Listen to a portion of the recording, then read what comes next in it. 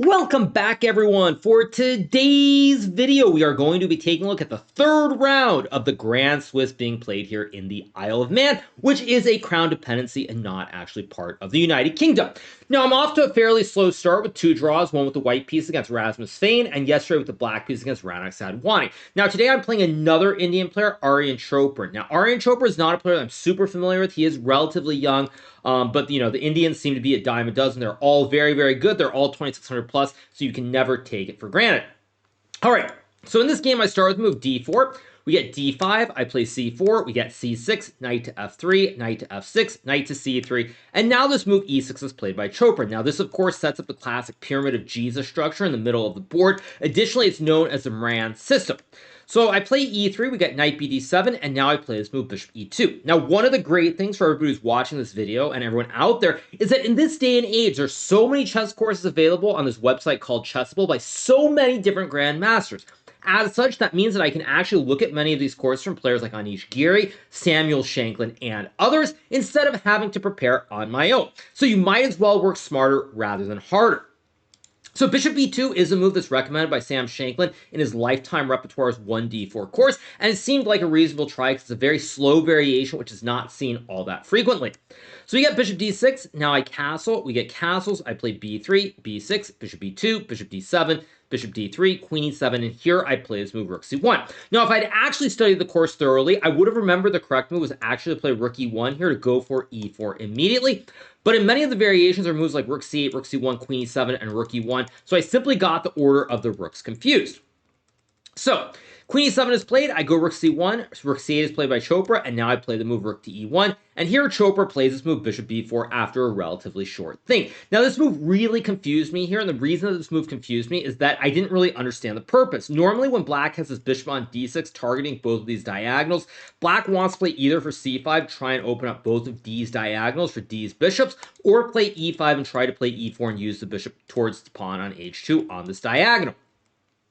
So bishop b4 kind of surprised me a little bit, and I responded by playing the move knight to d2. Now, knight d2 is a move that I simply decided to play over the board. I thought that it wasn't maybe the best move, but I didn't really see anything wrong with it. The move that I also wanted to play was something like rook to e2, but after c5 here, there's some issues. If I take on c5, we get dc4, bishop takes c4. Black can actually take the knight on f3 here, and now my pawn structure is actually very, very bad with the pawns on f2 and f3, and black is much better.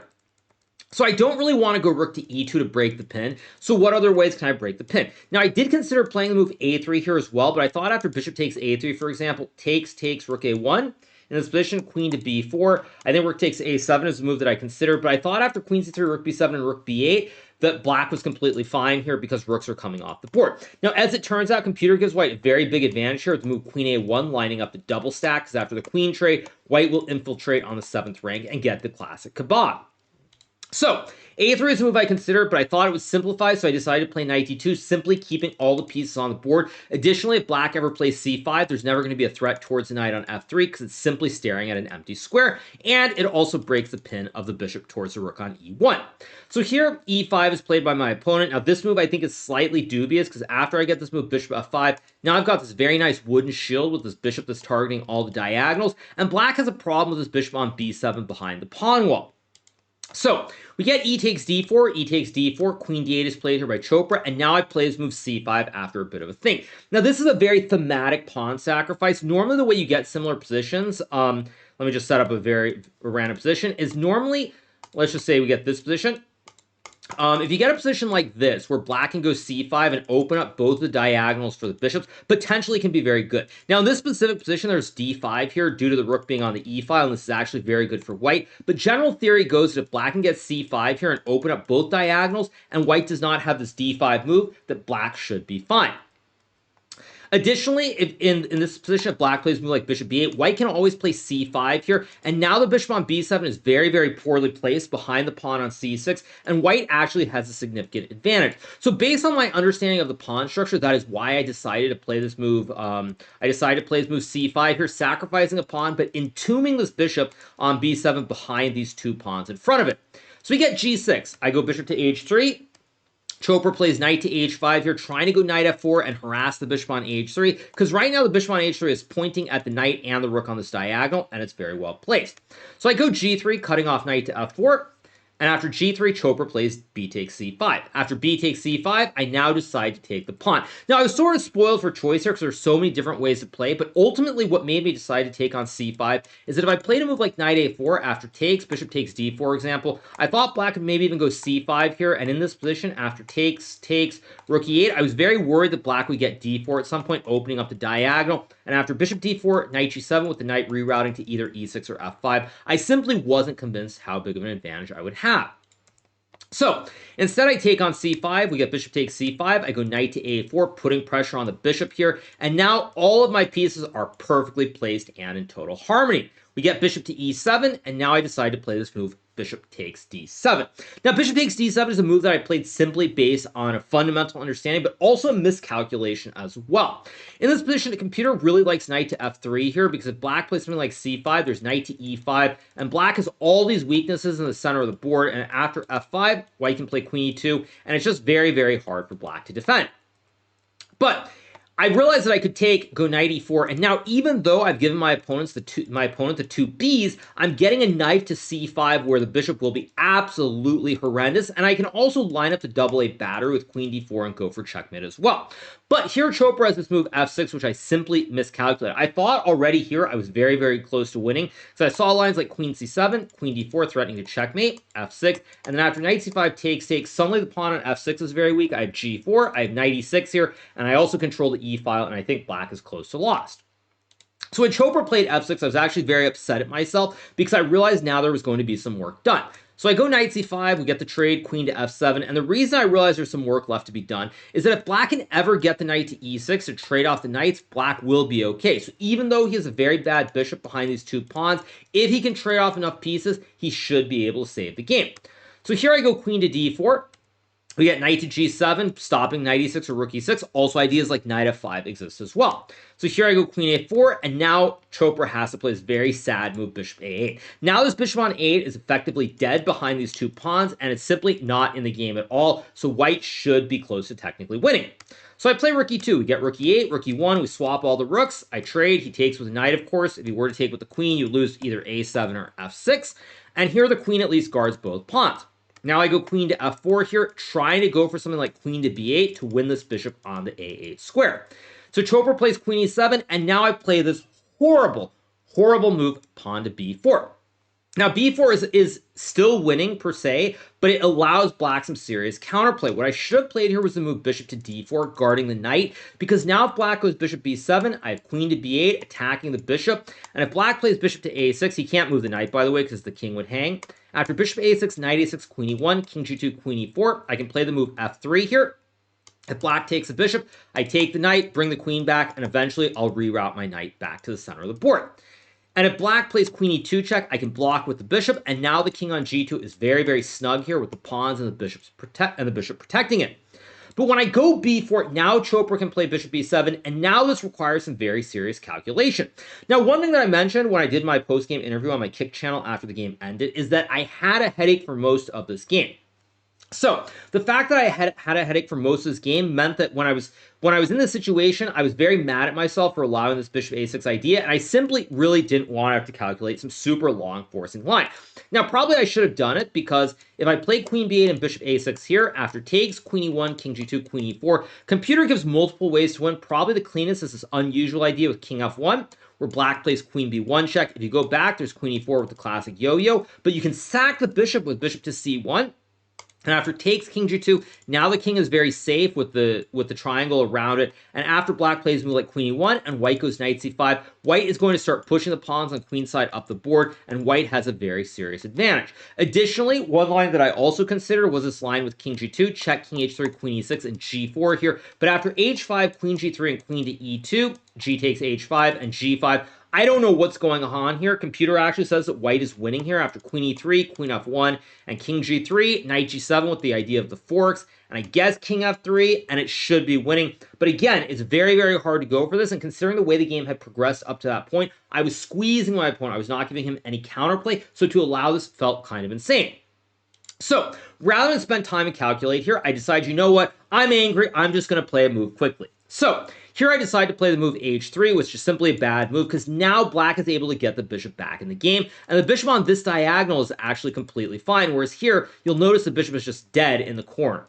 So if I had gone bishop d4, I'm pretty sure that I would have won this game within 3 hours. It would have been a very smooth victory, no drama whatsoever. But instead, I get really angry. I allow him to bring the bishop back to c8. I go king g2. We got bishop f5. And now I play bishop d4. Now, even though in this position I am down a pawn, we do have the opposite colored bishops. And more than that, I also have the classic wooden shield here with the bishop on d4, which is very, very well placed. So I felt that there still is some chance to win. Objectively, it should be a draw, but I don't think I'm ever risking a loss. So we get knight d6, and this is a serious mistake from Chopra. At this point, I started picking up my speed. I was moving a little bit quicker, and Chopra was trying to keep pace, which is why he played this move knight d6. But now after I get this move g4, suddenly it gets very tricky for black. Now, the reason is that here I'm threatening the bishop on f5, but also if the pawn on f6 falls, the king will be very weak. For example, you got some position like... let me just set it up. Something like this here. There are all kinds of threats with queen f6 or queen e5, and with this long diagonal being open, white should be winning. So, Chopra plays g5. I go queen f3. He plays bishop e4, of course. If you go back to g6, I can just take the pawn on f6. Material is even, and white is much better.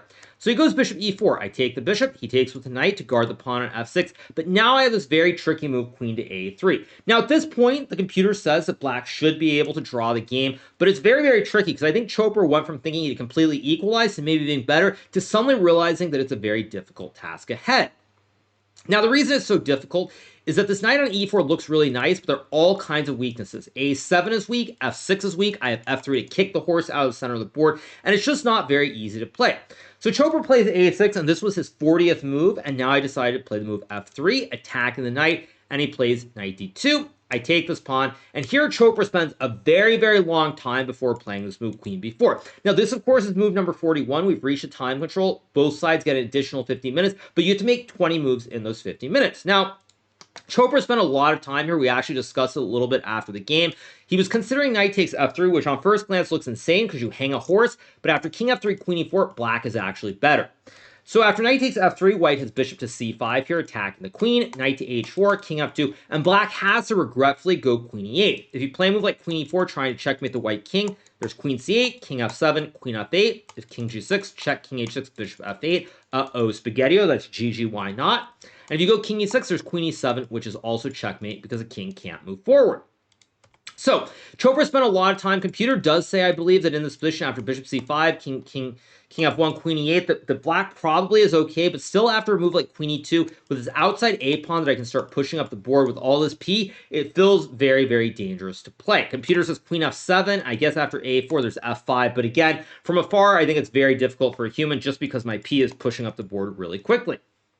So Chopra instead plays the move queen takes b4, and this is a big mistake because now I can go queen d3, guarding the bishop on d4, but also forcing my opponent to move his knight to c4. Now, the reason he has to move the knight is if he plays a move like king g7 to guard the pawn on f6, I have bishop c3, and suddenly black will lose either the horse or the queen here, and I will win the game. So he goes knight c4, but now I can take on f6 because I cover the two critical squares of b2 and d2. Chopra plays queen b6, and now I play this very, very important move, a4. Now, if I were to play this move bishop g5, which looks logical, there's queen b2, king g3, queen takes a2.